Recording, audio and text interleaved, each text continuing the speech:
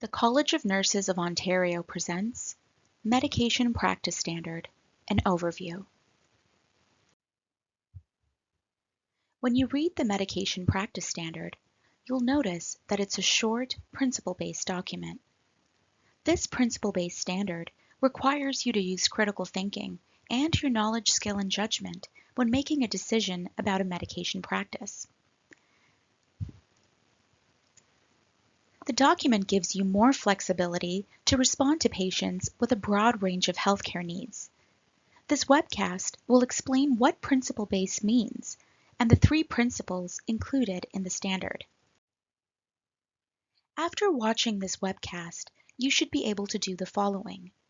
Understand how key concepts from nursing practice will help you apply a principle-based document in your medication practice, and understand your accountability when applying the principles and expectations that are discussed in the Medication Practice Standard.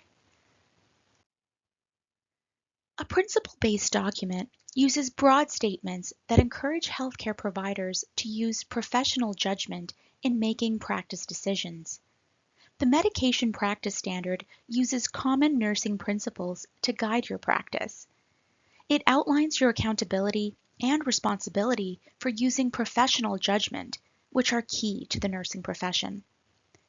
The standard builds on entry to practice competencies that you are required to use throughout your career, no matter your role or practice setting. You will need to use the following competencies when applying the Medication Practice Standard: critical inquiry and evidence-informed practice. Critical inquiry expands on the concept of critical thinking, which is an entry to practice competency for registered practical nurses and registered nurses. It simply means asking good questions and reflecting on your practice when making decisions. Evidence-informed practice means using research when you make practice decisions. Using research to inform your practice will help you find strategies to improve patient care. You can find helpful information from a variety of sources, such as the patient's perspective, or national guidelines, policies, expert opinions, and quality improvement data.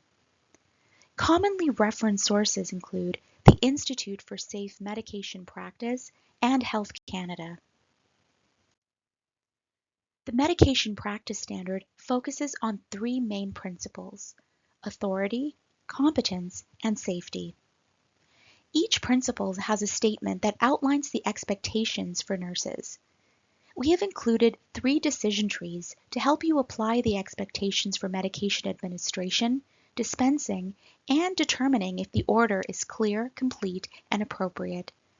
The standard does not repeat information that can be found in other college practice documents. You must refer to other documents to support it.